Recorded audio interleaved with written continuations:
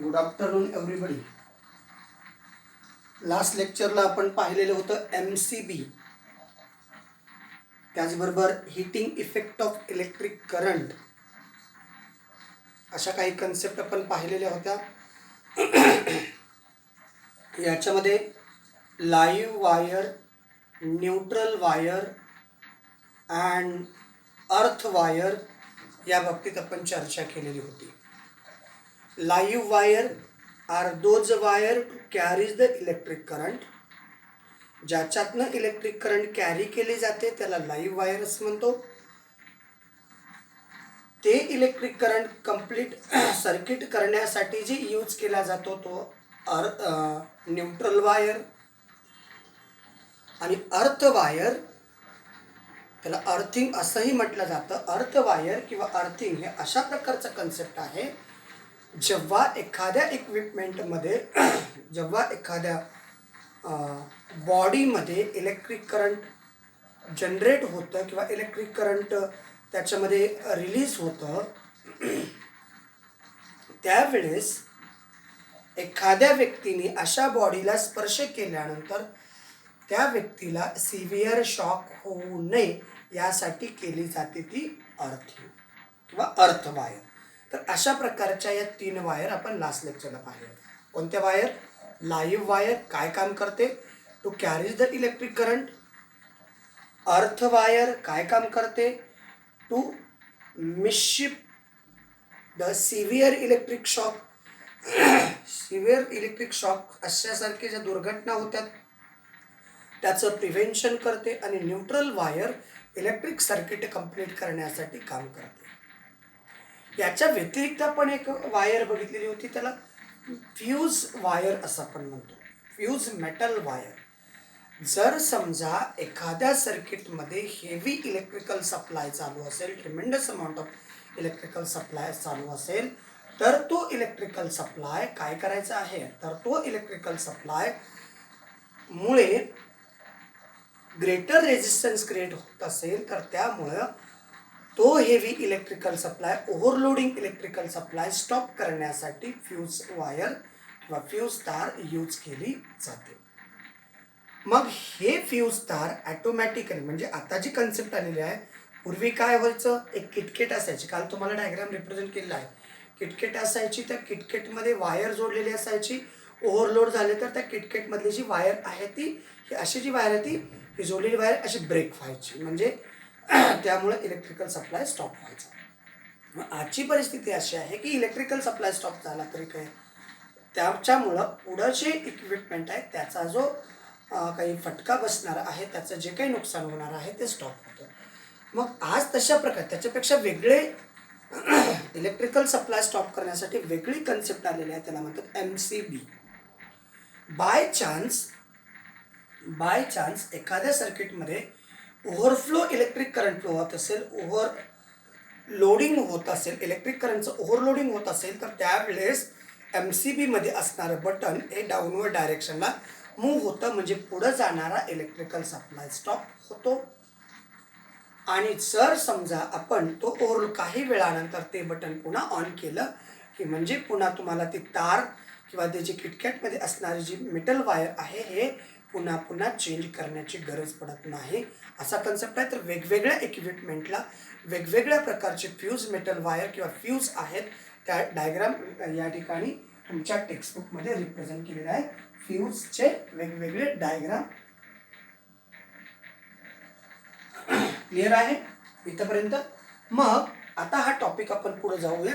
याच्यामध्ये काही solved example दिलेले आहेत, ते आजच्या लेक्चरला आपण सोडू. मग नवीन कन्सेप्ट सुरू होतो. पहिला कन्सेप्ट आपण बघितला, effects of electric current in a circuit, electrical circuit किंवा effect of electric current in circuit diagram किंवा सर्किट.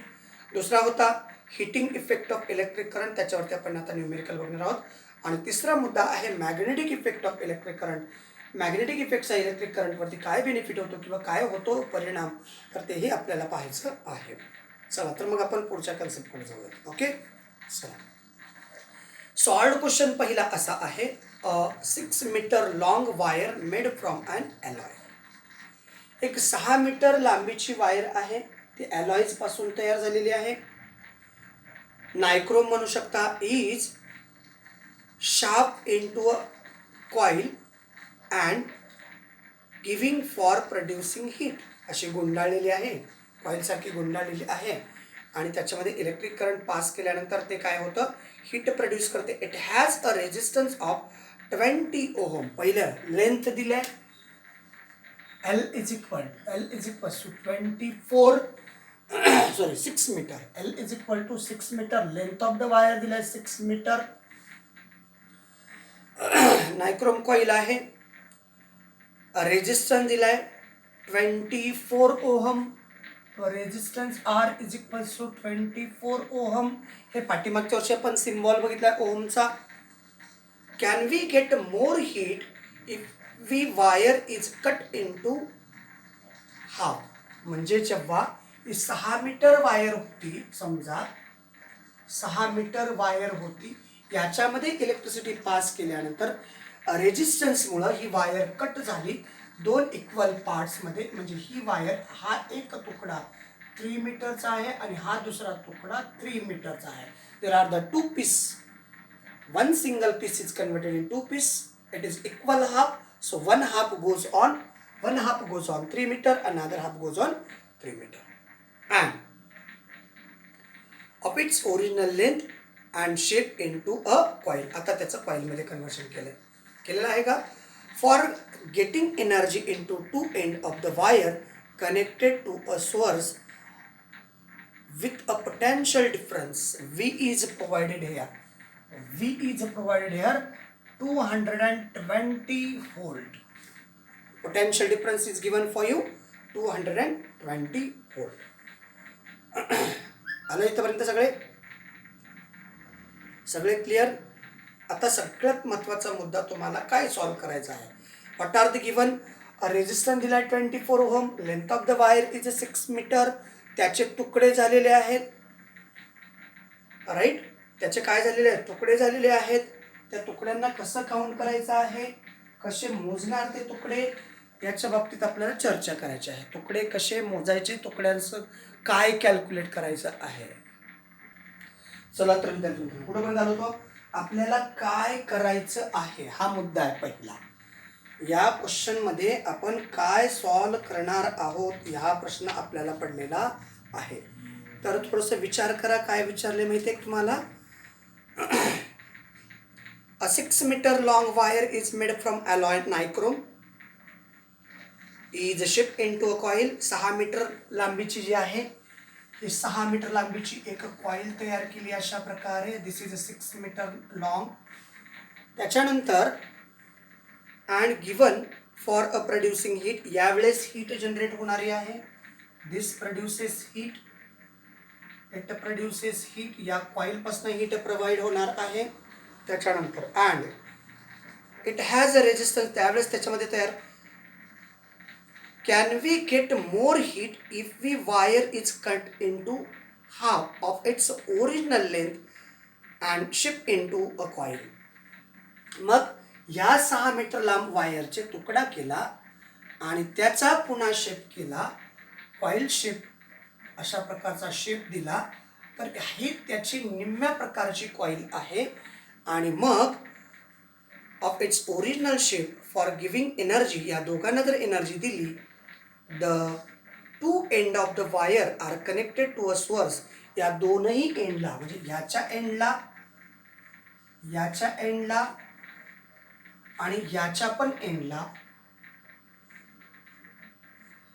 याच्या एंडला आणि याच्या एंडला 220 व्होल्ट. इथं पण 220 व्होल्ट पोटेन्शियल डिफरन्स जर अप्लाय केला तर काय पाहिजे आपल्याला, तर त्यावेळेस what is the more heat will be obtain. म्हणजे या दोघांपैकी can we get more heat, या दोघांपैकी कोणाकडनं मोर हीट पाहायला मिळते, यासाठी आपल्याला क्वेश्चन विचारलेला आहे. या दोघांपैकी आता ही 6 मीटर लॉंग कॉईल होती, म्हणजे 6 मीटर लांब वायर होती, त्याची कॉईल केली, त्याच्यामध्ये हीट पास केली. त्याचा एक तुकडा केला, हा 3 मीटरची वायर आहे त्याच्याकडनं कॉईल केली, आणि या दोघांमध्ये जेव्हा आपण इलेक्ट्रिसिटी पास करतो 220 volt potential difference electricity provide केल्यानंतर कुठल्या कॉईलकडनं जास्तीत जास्त पॉवर, कुठल्या कॉईलसाठी जास्तीत जास्त पॉवर लागते आणि ज्याच्याकडे जास्तीत जास्त पॉवर लागते त्याच्या ठिकाणी मोर अमाऊंट ऑफ हीट जनरेट होते असं आपण म्हणतो. मग फॉर्म्युला पहिला पॉवर नंतर हीट म्हणजे H is equal to P is equal to V into I असा फॉर्म्युला आहे. H म्हणजे जेवढी हीट तेवढा पॉवर, पॉवर जेवढा तेवढा हीट. मग आय काय आहे, I is equal to V upon R. हा फॉर्म्युला आपण सुरुवातीला शिकलाय. कुठं शिकलाय सांगू का, कुठं शिकलाय हे पण आठवण करून देतो. Energy transfer in an electric circuit याच्यामध्ये आपण हा मुद्दा पाहिलेला आहे, त्या ठिकाणी हे कन्व्हर्शन आहे. मग power is equal to, power calculate करू पहिल्यांदा, कारण याच्यामध्ये रेजिस्टन्स आणि पोटेन्शियल डिफरन्स आहे, इनडायरेक्टली आपल्याला हीट पण मिळून जाते. ओके, तर या ठिकाणी V into V upon R असा हा फॉर्म्युला तयार झालेला आहे. व्हीच्या जागेवर आपण तो कन्सेप्ट ठेवलेला आहे. तर फॉर्म्युला आपला असा आहे V is equal to I R. आयच्या ठिकाणी V म्हणजे आयच्या ठिकाणी त्याची व्हॅल्यू ठेवली, आयच्या ठिकाणी त्याची व्हॅल्यू ठेवली, ही आयची व्हॅल्यू या ठिकाणी ठेवली, हा V जसाच तसा आयच्या ठिकाणी V बाय आर म्हणजे P is equal to V square upon R. Potential difference दिलेला आहे, आर माहिती आहे, यानुसार आपण कॅल्क्युलेट करू शकतो. मग आता पुढचा मुद्दा आहे, जेव्हा 6 व्होल्टसाठी रेजिस्टन्स किती होता, 6 व्होल्टसाठी रेजिस्टन्स 24 होता.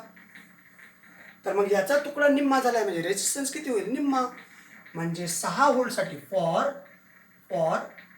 6 metre long, for 6 metre long.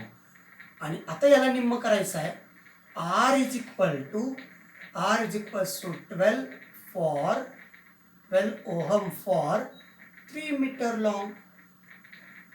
आलं लक्षात. म्हणजे आता आपण दोन फॉर्म्युले वापरणार, एक power is equal to V square upon R for 6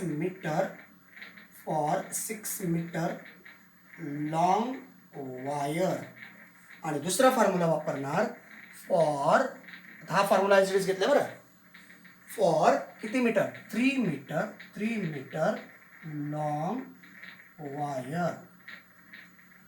okay, all clear. चला मग आता या ठिकाणी पोटेन्शियल डिफरन्स दिलेला आहे 220, पॉवर इज इक्वल टू 220 त्याचा स्क्वेअर अपॉन रेजिस्टन्स किती मीटरसाठी आहे, 6 मीटरसाठी, रेजिस्टन्स 24. इकडं for 3 metre power is equals to V square 220 square divided by resistance त्याच्या निम्मा किती 12 ओहम. आणि बाकी हे सॉल्व करायचं आहे. सॉल्व केल्यानंतर भागाकार 24ने याला डिवाइड करायचं, याला डिवाइड करायचं, पहिलं स्क्वेअर करायचा. आता स्क्वेअर म्हणल्यानंतर 220 इंटू 220 किती येतो स्क्वेअर, 220 इंटू 220 स्क्वेअर किती येतो, पटपट सांगा पटपट. 220 इंटू 220 स्क्वेअर किती येतो सांगा विद्यार्थी मित्रांनो. 220 इंटू 220 स्क्वेअर किती येतो, 48,400. आणि याला तुम्ही असं म्हणू शकता 48,400 अपॉन 24. इथं सुद्धा 48,400 अपॉन 12. दोनाने डिवाइड करा, जिथपर्यंत शक्य आहे तिथपर्यंत करू आपण. याच्या निम्म 12, 2 1 2 2 4, 2 चौक 8, 2 2 4 हे 0 0. त्याच्या निम्म बे सख्ख 12, त्याच्यानंतर बे 1 बे, बे 2 4, बे 1 बे हे 0 0.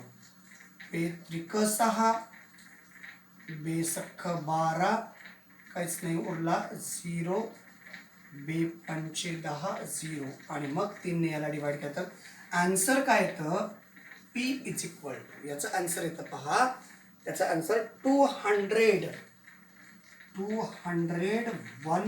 वॅट असं त्याचं आन्सर येतं. आता इथलं डिवाइड किती आहे 24, इथलं डिवाइड कमी आहे म्हणजे आन्सर डबल असेल याच्या. इथं किती आहे 201, इथं किती येईल त्याच्या डबल असं, कारण इकडे डिस्टन्स त्याच्या निम्मा आहे म्हणजे पॉवर किती असेल 403, power is equal to 403 watt. तर हे आपल्याला पॉवर काढायचा होता. मग आता मला सांगा जेवढा पॉवर तेवढाच हिट आहे, राईट ना, जेवढा पॉवर तेवढाच हिट आहे. याच्याकडनं लेंथ वाढली, कॉईल मोठा आहे, पॉवर काय झाला कमी झाला, पॉवर कमी झाला, हीट कमी, लेंथ कमी झाली, पॉवर तेवढाच आहे, पॉवरमध्ये डिफरन्स म्हणजे पॉवर किती झाला इन्क्रीज झाला, म्हणजे हीट या कॉईलमधून हीट जास्त प्रमाणात मिळते, या कॉईलमधून हीट कमी प्रमाणात मिळते. असा होता पहिला क्वेश्चन. आणि इथपर्यंत सगळे. चला सेकंड क्वेश्चन पहा. आता पाहायचं आपल्याला सेकंड क्वेश्चन. सगळ्यांना समजतंय ना, कन्सेप्ट क्लिअर. भागाकार मात्र याच्या पुढचा तुम्ही करायचा आहे विद्यार्थी मित्रांनो, याचा पुढचा भागाकार आपल्याला करावयाचा आहे. राईट, कोई शंका है? चला तर मग आता नेक्स्ट क्वेश्चन कडे जाऊयात आपण. Question number second. What is the question number second? What is the question number second? वाचा वाचा वाचा वाचा, तोपर्यंत मी इरेज करतो, तोपर्यंत तुम्ही पटकन वाचा म्हणजे चटकन आपल्याला सोडविता येऊ शकतो. Question second. काय question second? A cell is connected to a 9 ohm resistance. एक सेल कनेक्ट झालाय, रेजिस्टन्स आहे R is equal to 9 ohm. Resistance is 9. A cell is connected to a 9 ohm resistance because of which heat of 400 joule. H is equals to 400 joule. त्याच्यानंतर is produced per second due to current flowing through it. Per second म्हणजे प्रति second, joule per second एवढी heat produce होते आहे, right. आता joule per second म्हणल्यानंतर काय येते, जूल पर सेकंड म्हणजेच वॅट. तर ओके, म्हणजेच तुम्हाला काय मिळालं, जूल हीट काय 400 जूल पर सेकंड म्हणजेच काय आलं वॅट, बरोबर ना. H इज इक्वल्स टू म्हणजेच पॉवर इज इक्वल्स टू इथं मिळाला watt, 400 watt. Clear. Joule per second म्हणजेच वॅट. मग आपण पॉवरचा फॉर्म्युला यूज करू शकतो. आणि मग विचारलं काय आहे, obtain the potential difference applied across the resistance. म्हणजे आपल्याला पोटेन्शियल डिफरन्स या रेजिस्टन्समध्ये किती पोटेन्शियल डिफरन्स अप्लाइड केलेला आहे ते कॅल्क्युलेट करायचं आहे. क्लिअर. आपल्याला पोटेन्शियल डिफरन्स H म्हणजे एवढं दिलेलं आहे. पोटेन्शियल डिफरन्ससाठी फॉर्म्युला, पोटेन्शियल डिफरन्ससाठी आत्ताच तयार केला formula, power is equal to V square upon R. Potential difference calculate करायचा आहे. पॉवर दिला आहे जूल पर सेकंड, रेजिस्टन्स पण दिलेला आहे, राईट ना. पॉवर किती 400 divided by joule per second divided by 1 म्हणजेच 400 is equal to V square upon resistance किती 9. मग V square is equal to 400 into 9. तर V square is equal, V is equal to रूटमध्ये, व्ही इज इक्वल टू रूटमध्ये 400 into 9. दोघांचं square root घेऊ आपण. V is equal to याचं square root 20, याचं स्क्वेअर रूट 3 आणि 3 to 6. V is equal to 60 volt. V is equal to 60 volt. That means potential difference across these circuit is 60 volt. असं आपल्याला पाहायला मिळतं आहे. आले का सगळे इथपर्यंत? चला ठीक आहे. आता या व्हिडिओमध्ये आपण सध्या इथेच थांबूयात. नेक्स्ट व्हिडिओमध्ये नेक्स्ट राहिलेले 2 क्वेश्चन पाहूयात. तुर्तात इथेच थांबूयात. थँक्यू. Thanks a lot.